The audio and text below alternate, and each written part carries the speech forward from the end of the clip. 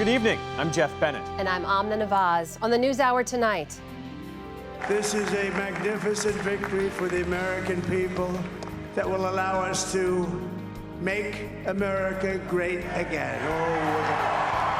Former President Donald Trump decisively wins the election and prepares to return to the White House with an agenda of sweeping change. Plus, Vice President Kamala Harris concedes defeat after failing to drive turnout across the battleground states. While I concede this election, I do not concede the fight that fueled this campaign.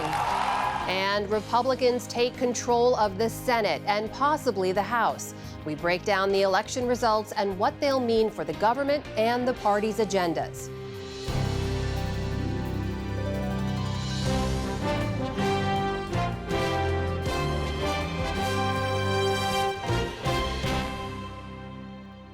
Major funding for the PBS NewsHour has been provided by Consumer Cellular. This is Sam. How may I help you? This is a pocket dial. Well, somebody's pocket. Thought I'd let you know that with Consumer Cellular, You get nationwide coverage with no contract. That's kind of our thing. have a nice day. A successful business owner sells his company and restores his father's historic jazz club with his son. A Raymond James financial advisor gets to know you, your passions, and the way you bring people together. Life well planned.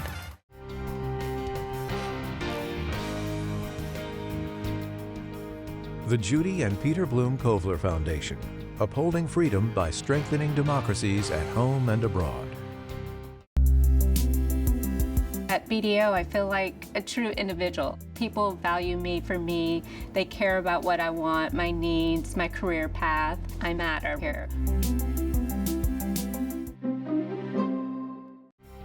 The Walton Family Foundation, working for solutions to protect water during climate change so people and nature can thrive together. Supported by the John D. and Catherine T. MacArthur Foundation, committed to building a more just, verdant, and peaceful world. More information at macfound.org. And with the ongoing support of these institutions.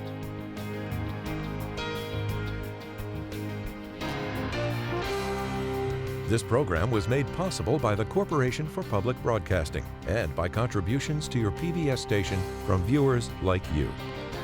Thank you. Welcome to the NewsHour. Former President Donald Trump will return to the Oval Office as the 47th President of the United States after his win over Vice President Kamala Harris. Republicans could enjoy unchecked control over Washington with a Senate majority secured, but the House is still too close to call. Look what happened. Is this crazy?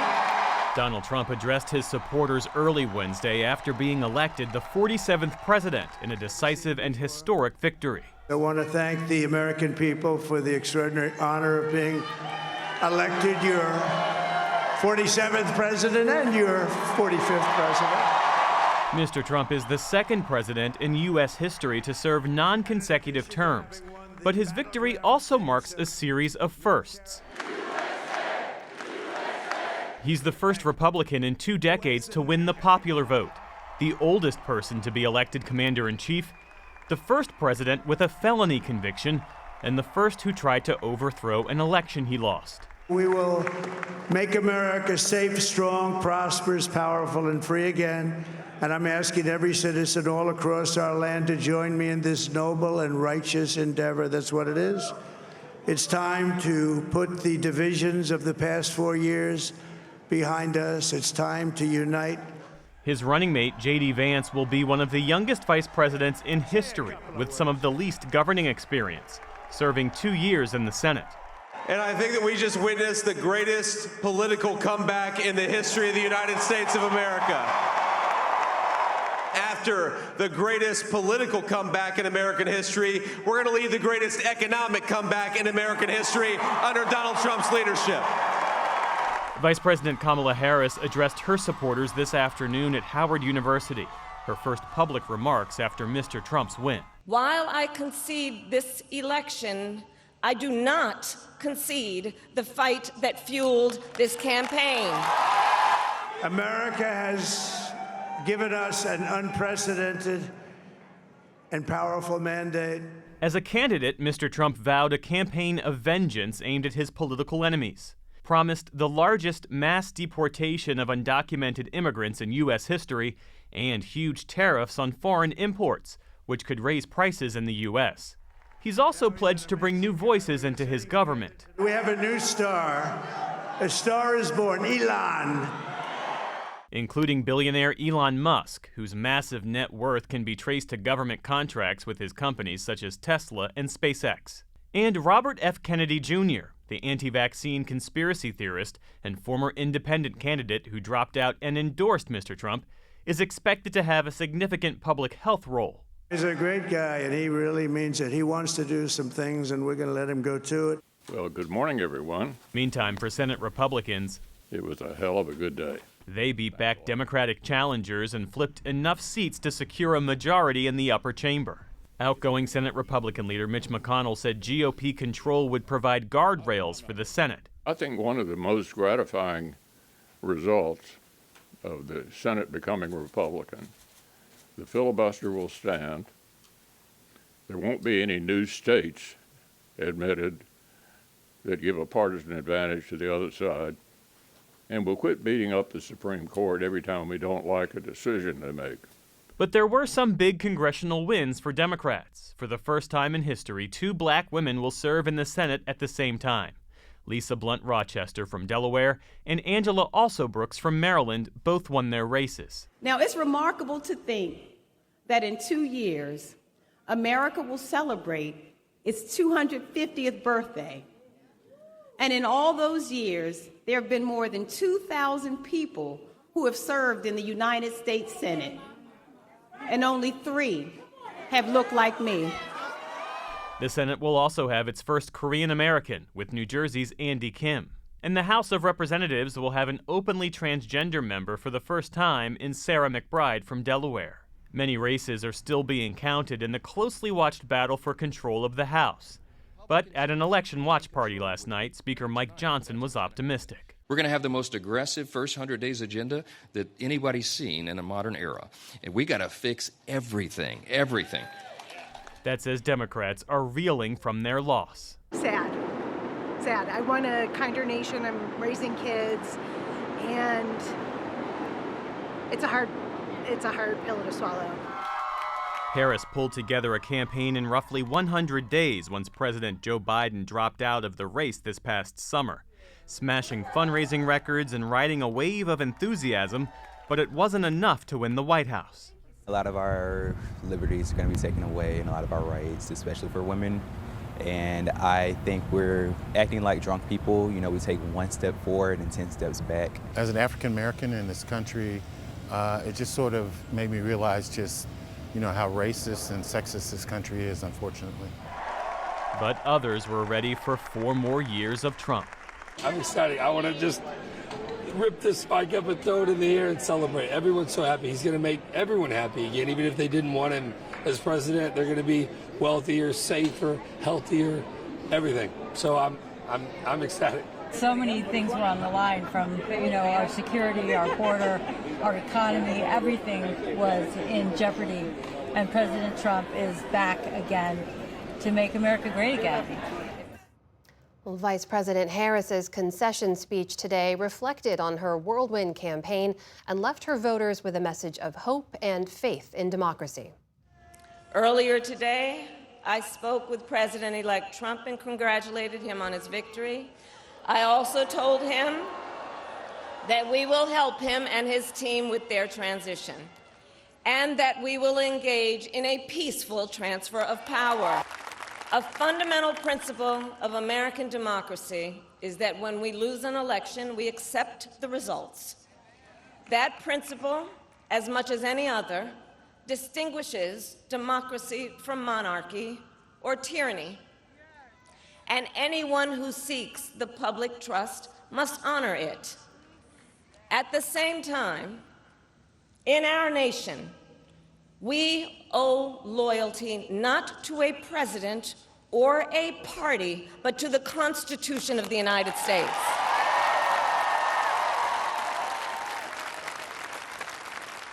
and loyalty to our conscience and to our God.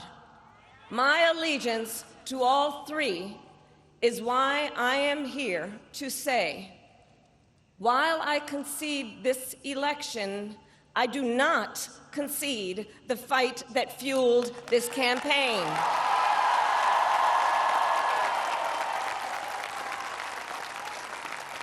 The fight for freedom, for opportunity, for fairness, and the dignity of all people. A fight for the ideals at the heart of our nation, the ideals that reflect America at our best. That is a fight I will never give up.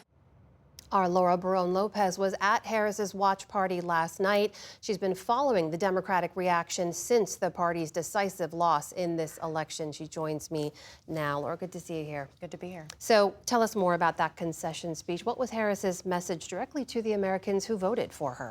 Vice President Harris returned to Howard, where her watch party was last night, and she nodded to the fear and the anxiety that many Americans who voted for her are feeling, but also warned against apathy. To the young people who are watching, it is okay to feel sad and disappointed, but please know it's going to be okay. The important thing is don't ever give up. Don't ever give up. Don't ever stop trying to make the world a better place. You have power. You have power. And don't you ever listen when anyone tells you something is impossible because it has never been done before. And so to everyone who is watching, do not despair. This is not a time to throw up our hands. This is a time to roll up our sleeves. This is a time to organize, to mobilize, and to stay engaged for the sake of freedom and justice and the future that we all know we can build together.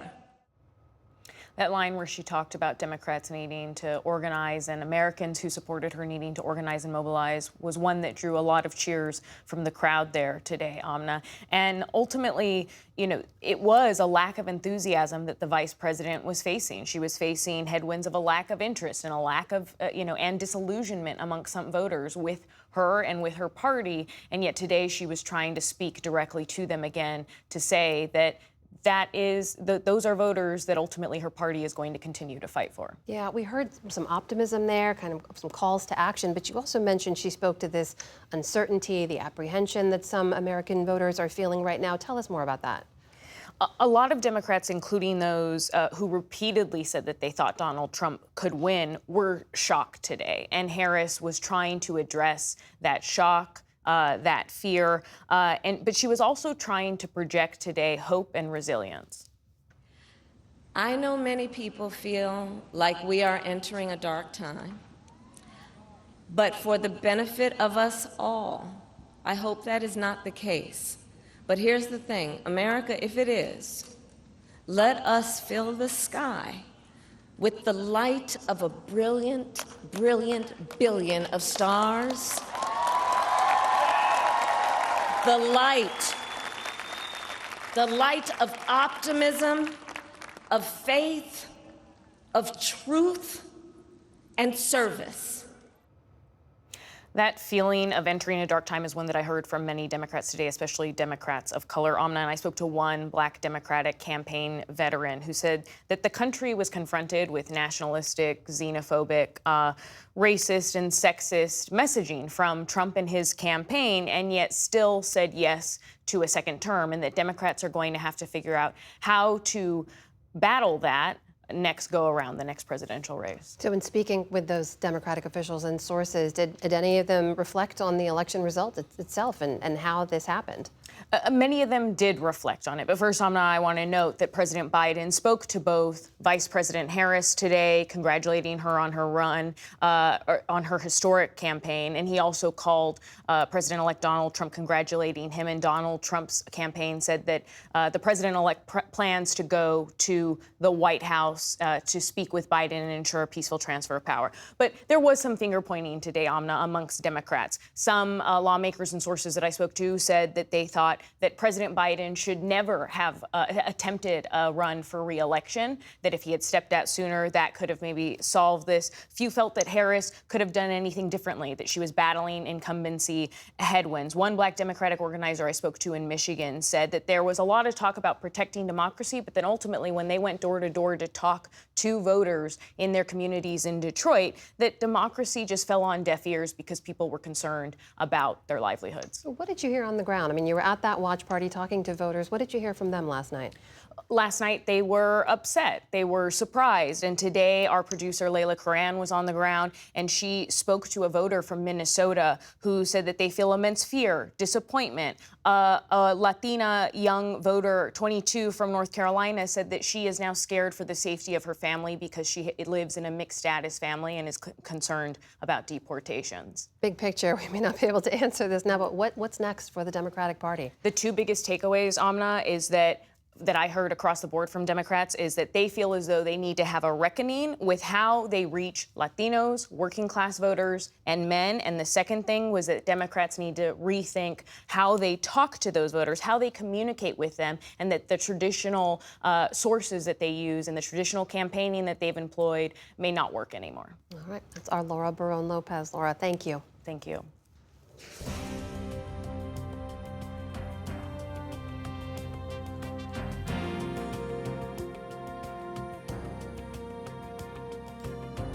All right, let's delve more into some of the election results data. For a look at where the president-elect won big, where Vice President Harris struggled, and some of the down-ballot races that we're watching, let's turn to Lisa Desjardins at the PBS News Super Screen.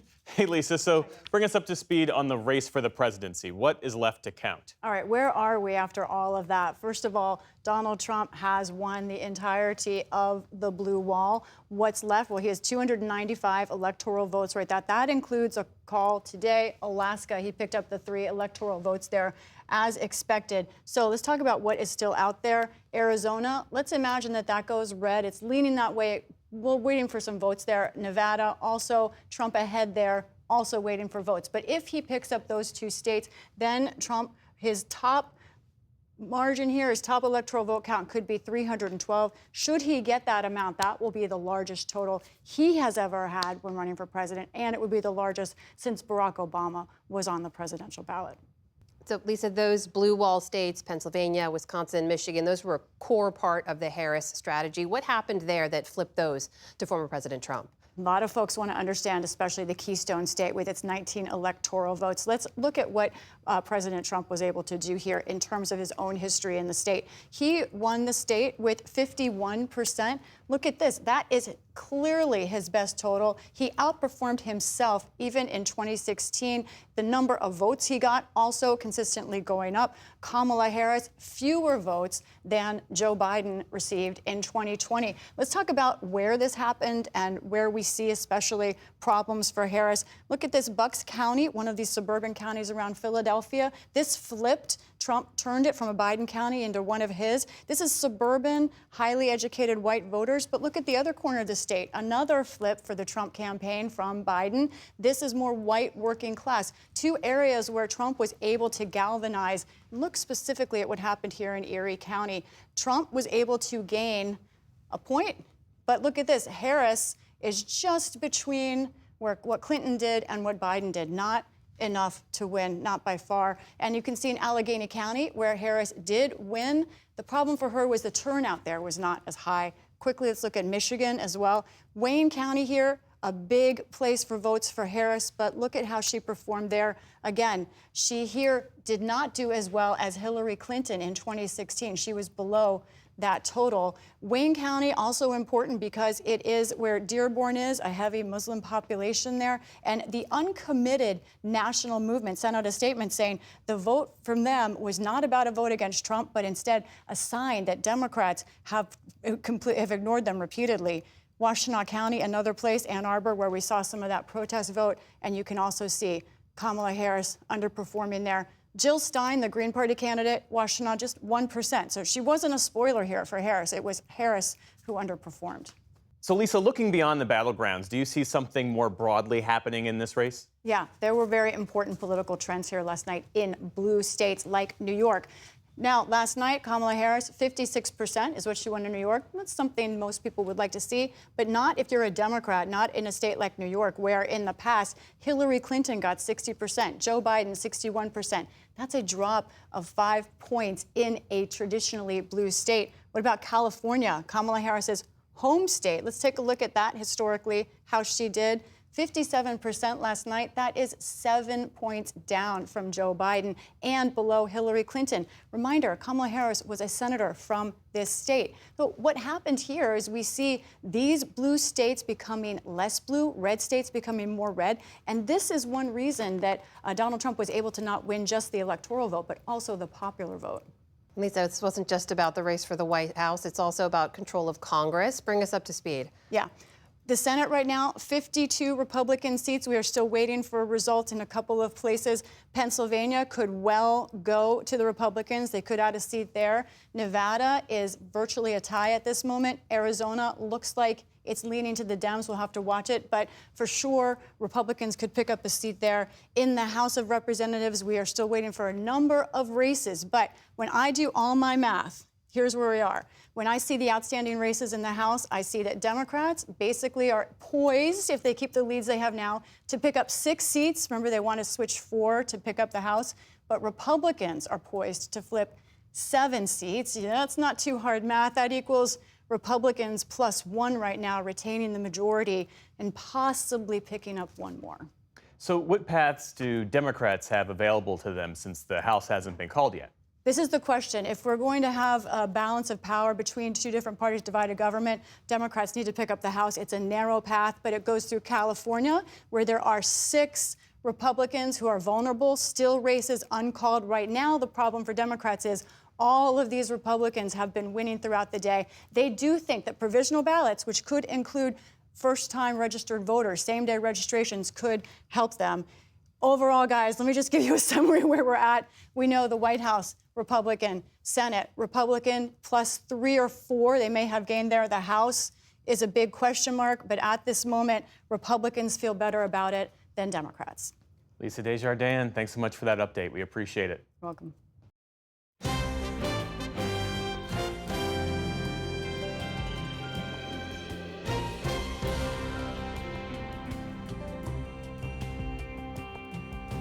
We are continuing to learn new information about how President-elect Trump built a new coalition to send him back to the White House that he lost 4 years ago.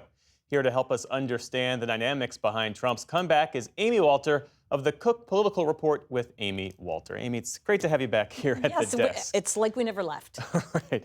So we are learning more about what motivated voters last night, and it's clear that the economy was by far the top issue, and voters broke strongly in Trump's favor as a result. 40% of voters say it was their biggest concern, and of those who did, 60% voted for the former president, while 38% backed Vice President Kamala Harris. What more can you tell us about how Trump managed to make this his issue? Yeah, it is the issue that we always knew was in the minds of voters. Anytime you talk to a voter about the election, the first thing they would bring up is the cost of stuff. Now, the Harris campaign was hopeful that because inflation was going down, because economic optimism was ticking up a bit, that maybe it would lessen some of this frustration about the state of the economy.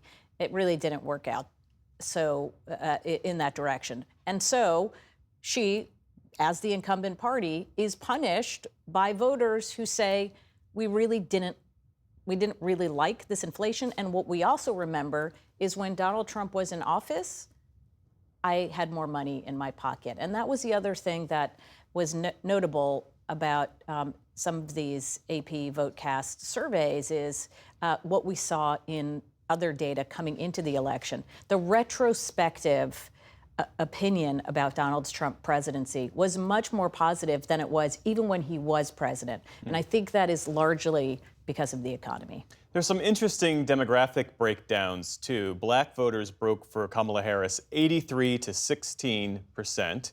Harris also won the Latino vote, 56 to 42%, but Trump managed to cut into those margins. And we should also say that Donald Trump has won the majority of white women voters for the third straight time. That's right. What's behind these numbers? And I think that's really important to appreciate all of that. You know, since 2008, Democrats have basically run on a version of the Obama coalition, thinking that the way, and it's been working, that the way to win an election is by turning out a lot of young people who will break overwhelmingly for Democrats and running up good margins with Black voters and Latino voters. And that did not work in this election. I think the other really notable thing about younger voters isn't just that the margin is much smaller, something like 8 points that Harris won them by, as opposed to 23 points that Biden carried those younger voters. But the difference, we talked about this a lot the other night, or last it night, was in today, fact. or this whatever morning. it was That's right, that it was we've this been morning. talking. But just that younger men and younger women, the gap between them, and with younger men supporting Trump by 14 points and younger women supporting Harris by 18 points, there is no other generation that has a gap as wide as this Generation Z. And to your point, the vice president struggled with the voting bloc that typically breaks for Democrats, that's younger voters. Right. She won them by 6 points. Within that group, Trump won young men 56-42, as you say. So how should we understand how age and gender divides are shifting? Yeah, I think this is going to be a fascinating topic for all of us, not just who cover politics, but who want to understand our culture, how much differently young men and young women see the world and what they're viewing, the kind of people that speak to them in terms of really connecting with them. And, you know, Donald Trump made a concerted effort to go after these young men where they are. He didn't reach them just by TV ads. He went on their podcasts. He went on YouTube channels. He was endorsed by many of the folks that are considered sort of heroes of that younger male generation. Now, Harris had hoped that getting younger women out, remember she has the endorsement of Taylor Swift, Beyonce, many other high-profile figures, and she leaned very much into the issue of women's reproductive freedom. Now, that did give her a significant advantage with those younger voters, but overall, she didn't do any better with women, and we'll have to wait till the final numbers come in, but it may be that she does not have as big of a margin with women as Biden did, or even Hillary Clinton did. And your point about white voters is also really important. She basically hit the same metrics as Biden did among white women, white men, white college voters, white non-college voters, didn't improve or really lose much ground. But I think it is important to remember that those voters, they make up the majority of the vote. So again, what Harris had been banking on was losing some of those Obama coalition voters, but making it up with either white women overall or this sort of college-educated suburban voter, and that just didn't come to pass. Amy Walter, thanks so much for being here. We appreciate it. Glad to be here.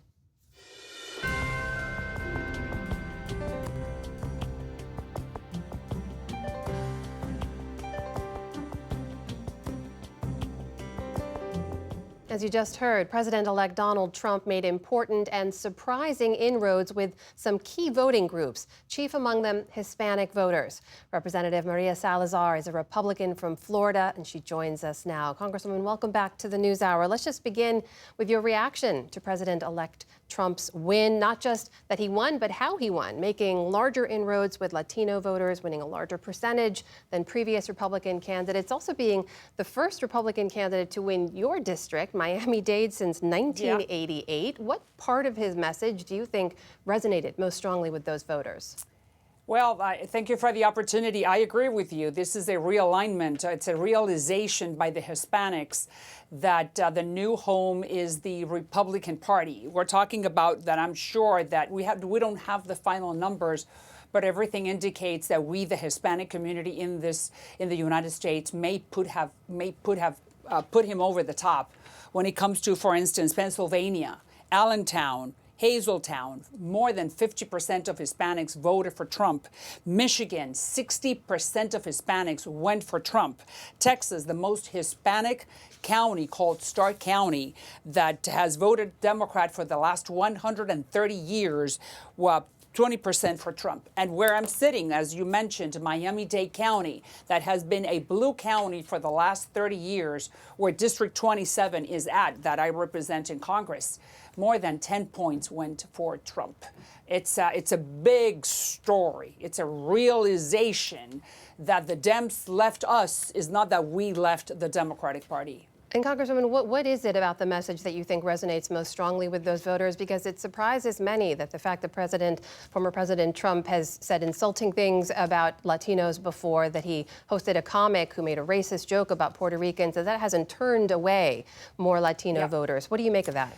Well, I think that's a great question. I think it indicates to you that we are all Americans, and that when you are Hispanic and you make all those horrible sacrifices, you leave your country of origin, you leave your family, and you come to the United States. What you want to do is that you want to find the American exceptionality. You want to stand on the fact that you have institutions that protect you, that you have the opportunity to be not Jeff Bezos, but work for him and be able to give a better future to your children. And when you hear all this gender affirming conversations, those are alien topics for most of my community, and that's why they went with Trump. I understand everything you are saying, and we are surprised, but we're all the same. We want the same thing, prosperity and happiness.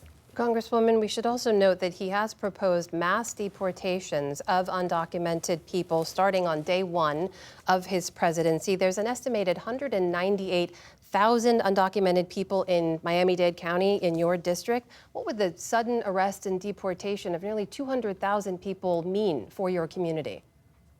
And I love what you're asking me. You know, I wrote the Dignity Act, which is one of the only comprehensive or complete immigration reform law. So I understand exactly what you're telling me about immigration. But the problem, and I need to put this into context, when you have a Biden administration that opens the southern border for 4 years and allows 10 million people to come in, and out of those 10 million, 2 are gotaways, and out of those 10 million, you have this group called Tren de Aragua from Venezuela, which is a transnational criminal organization. Congresswoman, if I may, I know our time here is limited. I'm asking about the potential deportation of hundreds of thousands of people from your community. The deportation is going to be among those criminals who are the gang members, the gotaways, the Tren de Aragua. I am sure. Not all 200,000 undocumented in your community. Is that what you're saying? I am sure that that the Trump administration is not going to be targeting those people who have been here for more than 5 years, that have American kids, that don't have criminal records, that have been working in the economy and paying taxes. I am sure that they're going to hone in on the criminals who arrived less than 4 years ago. Because I wrote the Dignity Act, and I am the first one who understands that you have to give some type of dignity to those who have been here for more than 5 years, people who have roots in the country, not people who are coming to commit crimes. If I can just clarify from you, have you received those kinds of details from anyone in a potential Trump administration? Because so far what we've heard is a proposal for mass deportations. You have about 30 seconds left. Have you gotten those assurances? Mass deportation to those who are committing crimes who have been here for less than 5 years. You understand that you have millions of undocumented who are contributing with the economy and are helping our country to be a better one. So there's going to be a distinction, and I'm going to be one of those voices making sure within the GOP to make that distinction. That is Florida Congresswoman Maria Salazar joining us tonight. Congresswoman, thank you for your time. To you. All right, we're going to take a closer look now at Donald Trump's decisive victory in this deeply divided nation. Republican strategist Kevin Madden is back with us, as is Democratic strategist Faz Shakir. Thanks for coming back. Good to be with you. So, Kevin, help us understand the key factors behind Donald Trump's election victory, especially the fact that he was able to expand the GOP from a mostly white working class party to a party that draws working class voters from all races. Well, I think first and foremost, it was the economy. I think if you look at so many of the concerns that were driving sort of swing voter attitudes during this election, it was very focused on the economy and worries about inflation, worries about housing prices, things like that. And I think Trump talking about those issues resonated with a lot of those voters. And I also think that he also was lucky in that not lucky, but he was fortunate in that there was a nostalgia for the Trump economy of his administration versus some of the challenges that the Biden administration has had with all of these same prices, rising housing costs, rising prices, rising inflation. And I think the contrast really worked in their favor as well because, for so long, the Biden administration said, inflation is transitory or inflation is not necessarily a problem. That's a very tough message to have. And Kamala Harris having to carry that message all the way through the 100 days of her campaign just created a huge opportunity, not only for Trump, but all of those Republicans down ballot. And that's why I think you saw such a decisive victory yesterday. And Faz, among Democrats, the recriminations have already started that Biden dropped out too late, costing Harris precious time to establish herself and define herself, that she didn't distance herself enough from Joe Biden. Are those legitimate critiques, or is there something more fundamental here about the way the Democratic Party is perceived? Yeah, the Democratic Party brands, in terms of speaking to working class people, is suffering, and there needs to be a serious repair and reconstruction of that brand. When you think of how much the working class left the Democratic Party last night, it suggests to you that the contrast on an economic message was not clear to them. And I get that the deck is a difficult deck, that you're dealt with inflation. But I do believe that people are looking for hunger and an explanation. Help me understand. What we learned through polling is people felt corporate greed was at play. People felt when workers were going on strike, whether they're Boeing or ports workers, that they supported those efforts. There was opportunities to tap that populism that exists to associate yourself with workers, associate yourself with fights against corporate greed. Those were paths not taken. And as a result, I think a working class that feels uncertain in an environment is often looking for somebody who offers them certainty. Do you know what you're doing and what's your plan to do it? And in that environment, Donald Trump comes along and says, I know what I'm doing, and I got a plan for you. We're going to drill, we're going to do this immigration raid, we're going to do some tariffs, and I'm confident it'll work, and it'll work quickly. It's an appealing message to working class people searching for answers. In his victory speech last night, Donald Trump said that voters gave him an unprecedented and powerful mandate. How might he use it, especially with the Republican Senate? And the House hasn't been called yet, but if he has a Republican House, his supporters are going to expect him to deliver. Yeah, and I think that's one of the things, when you talk to a lot of Republicans today, there's a certain level of euphoria that they have in that in many quarters they were counted out. And the fact that they had such a decisive victory around the country, that's really emboldened them. So I think not only with President-elect Trump, but congressional Republicans, they feel like they have just accumulated an enormous amount of political capital. And with that political capital, they're going to focus on the core issues that I think register with voters. I think, namely, the economy. They want to unleash a greater level of prosperity and offer a straight contrast with the Trump administration. But I also think they want to address some of these other issues, sub-issues that are important to the American public underneath the economic umbrella. So they're going to tackle the issue of trade. They're going to tackle the issue of border security. So many of those concerns, I think, are sort of wrapped up in a lot of the anxieties that American people have. And so with this mandate comes an opportunity to address very directly those concerns. In fact, there's this aspect of Kamala Harris's loss that is unquantifiable, but still unnerving for her supporters. And that's this perceived racial and gender bias, because as some Democrats see it, that while Donald Trump was pushing his unique brand of economic populism, there was also the nativism, the sexist and racist rhetoric espoused by him and his campaign. And yet there were 72 million Americans who either voted for that or did not see that as disqualifying. And that's disheartening for some folks. How do you see it? We got to learn from it. And I hope that this occurs, Jeff, that there should be an autopsy or self-examination of the Democratic Party. If you're running the DNC or whatever powers that be right now, I would urge that you begin a process that not only convenes the elites of a Democratic Party to assess what did we do and how do we do it, but that opens the door and says, I want critiques and I want opinions. I want to hear, what do you think of the Democratic brand? I want to find these voters in New York, Texas, wherever they, Philadelphia, wherever they may have been, Detroit, people of color who for whatever reason went with Donald Trump away from the Democratic brand, was in some sense not only affirming that vote, but felt like they were condemning a Democratic Party. What do we have to learn from that? There can and should be an open process to allow for that criticism to take place. And I hope it's not just criticism within a closed door circuit, but allowed people to come into this party to criticize and offer thoughts so we can learn from it. Faiz Shakir, Kevin Madden, thank you both. Great to be with you. Thank you.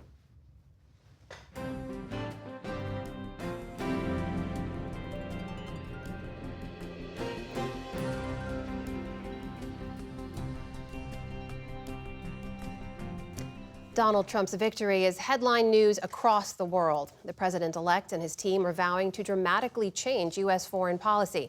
Nick Schifrin's here now. He's been tracking international reaction to the election. Good to see you, Nick. Thanks, Alma. We knew the world would be watching, so let's start in Europe. What's been the reaction there, and what could be the impact on Ukraine? European officials in public put a brave face, but multiple European officials, to me, admitted today that they fear Trump will treat them as an economic foe, will undermine NATO, and will abandon Ukraine. Trump has promised to end the war in Ukraine before inauguration, actually, and he's given no details, but the vice president-elect has suggested that the plan could be Russia keeps territory occupied, create a demilitarized zone, and Ukraine gives up on its NATO aspirations. That is a non-starter, of course, for Ukraine. But President Trump will have enormous leverage over Ukraine. The U.S. by far is the largest military donor to Ukraine, and U.S. officials are telling Europe essentially today, hey, look, this is going to be your problem. You have to help Ukraine, but there is no replacement for U.S. weapons on the battlefield, and Ukraine will really struggle without them. Now, in public, as I said, everybody's saying nice things. Zelensky spoke to President Trump and said, quote, congratulated him on his historic landslide victory. His tremendous campaign made this result possible. French President Emmanuel Macron on X wrote, congratulations, President Donald Trump, ready to work together as we did for 4 years with your convictions and mine, with respect and ambition for more peace and prosperity. But Amna, as I said, the European concern goes beyond Ukraine. Trump has said he will not defend members of NATO that do not spend 2% of GDP on defense. And Trump has also vowed to put tariffs on European goods. And analysts say that Europe will actually reply to those tariffs and start a trade war. Take us over to the Middle East now. You've been reporting on the conflicts there. What's been the response in the Middle East? Arab and Israeli officials telling me they're actually optimistic, although they acknowledge that Trump is unpredictable. There were no buts, however, in Netanyahu's statement earlier today. He said, quote, congratulations on history's greatest comeback. Your historic return to the White House offers a new beginning for America and a powerful recommitment to the great alliance between Israel and America. Now, like Ukraine, Trump has promised to end the war in Gaza before inauguration, even though he's actually been publicly critical of the, quote, very bad picture of the destruction that Israel has caused. The Biden administration, as you know, Amna, has been working on a ceasefire between Israel and Hamas, but both sides so far have been unwilling to do that. But today, an Israeli official told me this, that Benjamin Netanyahu knows that Trump wants to win the Nobel Prize, and that Netanyahu will try to help Trump win that by offering a, quote, gesture to Trump on Inauguration Day. Now, what could that mean? If they try and do some kind of ceasefire in Gaza, or perhaps a little easier, a ceasefire in Lebanon, where, by the way, Trump's son-in-law is from, U.S. officials tell me that the Biden administration has largely completed a ceasefire text from Lebanon, but Israel hasn't agreed. So there is a scenario, in fact, where all of the work that the Biden administration has done to try and get, at the very least, a ceasefire in Lebanon could actually be executed under a Trump administration. So there's willingness there of Arab and Israeli leaders to work with President-elect Trump. Where does that trust come from? It comes from their experience in the first Trump administration. They were very close to Israeli officials, very close to Saudi Arabia especially, and they were more focused on normalization deals than on Israeli and Palestinian peace. For Israel, you'll remember Trump gave Netanyahu almost everything he wanted. Of course, Trump moved the embassy, the U.S. embassy, from Tel Aviv to Jerusalem. You see the exterior of the embassy there. Trump's first foreign policy trip was to Riyadh, and he highlighted, including in that event right there, Saudi Arabia's role across the region. And he was very close to Crown Prince Mohammed bin Salman. You see MBS, as he's known, in the Oval Office. Now, a regional official tells me that Saudi Arabia is ready to normalize with Israel today, but Israel must agree to a day-after plan in Gaza, announce intention to create a Palestinian state. So far, those are steps Netanyahu has refused. In the meantime, of course, Amna, the war in Gaza, the war in Lebanon continues. We had a producer, Shams Odeh, out in Gaza talking to Gazans about Trump today. Some were very skeptical, but at least one was optimistic. Trump could change things since he has different politics than Biden. He could end the war, and it could be to make himself look better, not because he likes us or wants to support us. But ceasefires in the Middle East, Amna, are easier said than done. Nick Schifrin, thank you very much. Thank you.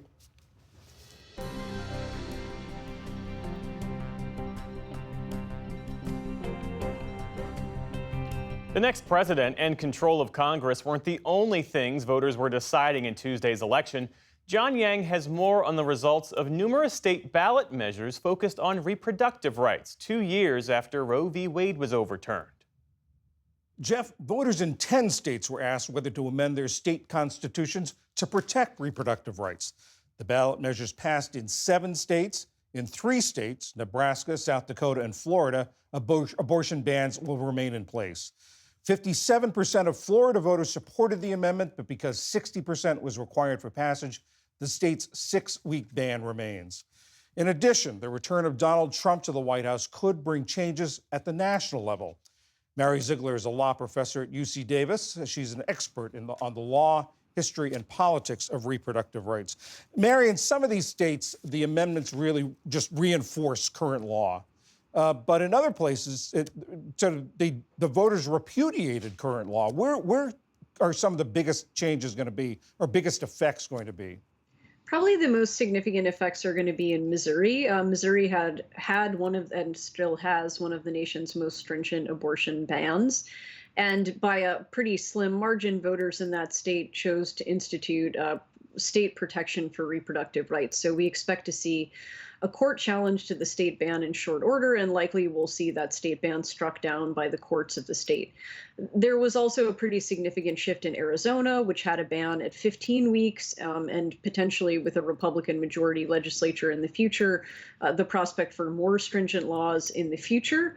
So there, I think we're going to see significant challenges to the status quo that are likely to succeed in the near term.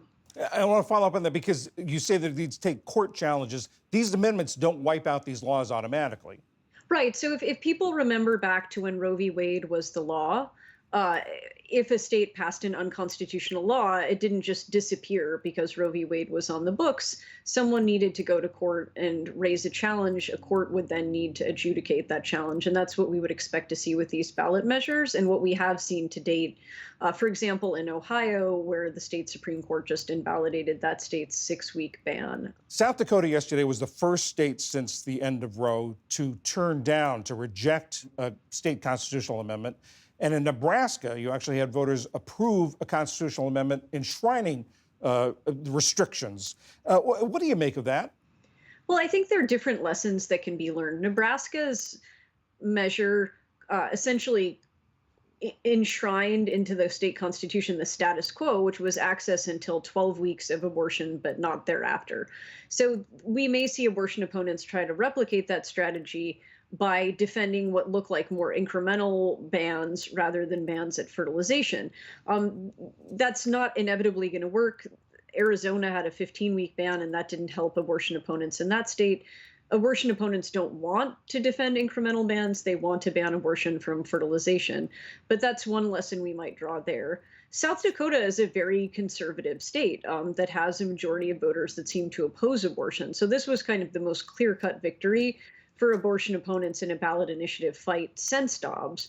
And you may, I think, see abortion opponents taking more heart from that they can fight similar battles and win in states that we may see in the future, for example, Arkansas or Oklahoma. Donald Trump, of course, going back to the White House, retaking the reins of control of the federal government. What are the potential consequences for reproductive rights of that? Conservatives have outlined plans for Trump to restrict access to abortion even if Congress isn't willing to go along. For example, using the 19th century Comstock Act, which is an obscenity law, and interpreting it to prohibit the mailing or receipt of any item or information or drug related to abortion. It's possible that a Trump Department of Justice could use that law to prosecute doctors, not just in red states, but in blue states or states with ballot initiatives. That would trigger a court challenge, but it's something that could lead to much more onerous restrictions in large swaths of the country than we see today. There are steps that a Trump FDA or a Trump Secretary of Health and Human Services could take to try to limit access to mifepristone, which is a drug that's used in more than half of all abortions across the United States. It's likely that Trump will have a major impact on the courts, both in not defending certain challenges that are currently before judges, like access to abortion in medical emergencies, and in nominating more federal judges to the court and kind of shifting the Overton window as to what conservative judges are willing to do when it comes to questions of reproduction. Trump said during the campaign that he opposed a nationwide ban, but wouldn't enforcing the Comstock Act essentially do that because no material dealing with abortion could go through the U.S. mails anywhere in the country? Absolutely. I think that would essentially be a de facto ban on abortion if Trump were to interpret the Comstock Act in that light. And so I think this will be kind of where the rubber meets the road, because Trump on the campaign trail was kind of giving signals to base voters that he still was in their corner and would try to advance something that looked like national restrictions on abortion. He was also sending signals to swing voters that he truly viewed this as a states' rights issue and would not put a thumb on the scale as far as the federal government was concerned. Both of those stories can't be true, right? So now someone is going to call the question. We're going to see where Trump actually stands as far as the Comstock Act is concerned. Mary Ziegler, thank you very much. Thanks for having me. We do have other headlines to bring you tonight, starting overseas in the Middle East. The Civil Defense Service in Lebanon says it pulled 30 bodies from the rubble of a residential building in the town of Barja today. That's just south of Beirut. It was struck by Israel last night. The intended target was unclear. Hezbollah's leader said the assaults must end before any ceasefire negotiations begin and vowed to keep fighting. We do not expect the end of aggression to be based on a political movement, and we will not beg for the aggression to stop. We will make the enemy be the one demanding an end to the aggression. Also today, Lebanon's labor minister filed a complaint to the UN about a wave of explosions involving handheld pagers and walkie-talkies carried by Hezbollah members in September. The complaint says that civilian workers were among the victims. The blast killed at least 37 people and injured some 3,000 others. Israel has neither confirmed nor denied involvement. In Pakistan, authorities in Lahore are considering a citywide lockdown as record-high pollution sickens thousands of residents. The air quality index topped a staggering 1,100 today. Anything over 300 is considered hazardous. A thick smog has blanketed Lahore since last month. Despite warnings, many of the city's 14 million residents are venturing outside without protective masks. Doctors and clinics say they're treating patients with respiratory issues and burning eyes. Regional authorities have set up a so-called smog war room to address the issue. Turning closer to home, Rafael has made landfall in western Cuba as a Category 3 hurricane. As the storm approached, thousands were evacuated, as others secured their homes and businesses ahead of the storm's arrival. Cubans are still reeling from Hurricane Oscar, which killed 6 people just a few weeks ago. They've also been coping with widespread blackouts. Rafael is expected to pass over Cuba by the end of the week, then head towards the center of the Gulf of Mexico. From there, it's uncertain whether Rafael will hit the U.S. In California, a pair of dangerous and fast-moving wildfires are threatening communities and forcing hundreds to flee their homes. The larger Mountain Fire, northwest of Los Angeles, has scorched at least 2 square miles and is spreading rapidly, fueled by powerful winds. To the south, the 40-acre Broad Fire forced a closure of the famous Pacific Coast Highway in Malibu as the flames threatened several multi-million-dollar homes. Weather officials say dry conditions mean extreme and life-threatening fires remain possible heading into tomorrow.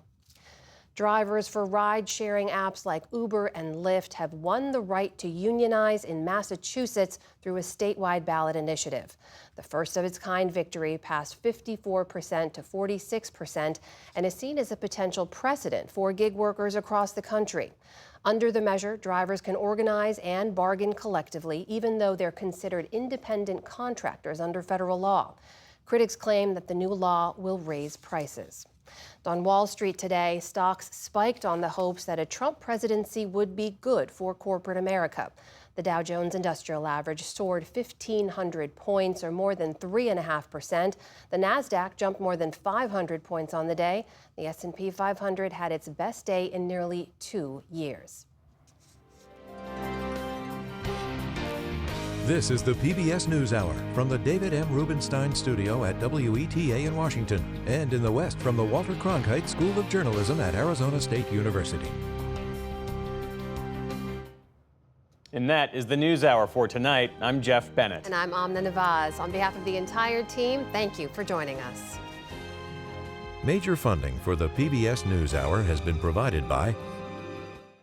On an American Cruise Line's journey along the Columbia and Snake Rivers, travelers retrace the route forged by Lewis and Clark more than 200 years ago.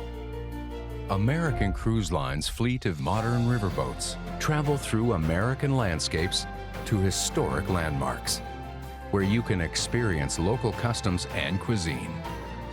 American Cruise Lines, proud sponsor of PBS NewsHour. The ongoing support of these individuals and institutions, and friends of the NewsHour, including Jim and Nancy Bildner, and the Robert and Virginia Schiller Foundation. The Ford Foundation, working with visionaries on the front lines of social change worldwide. And with the ongoing support of these individuals and institutions.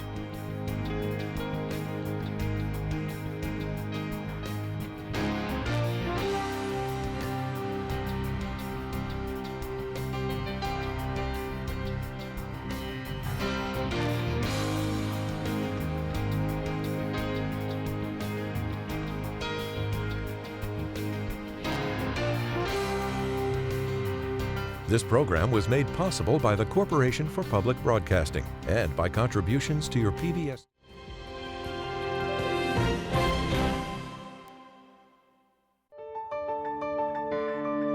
You're watching PBS.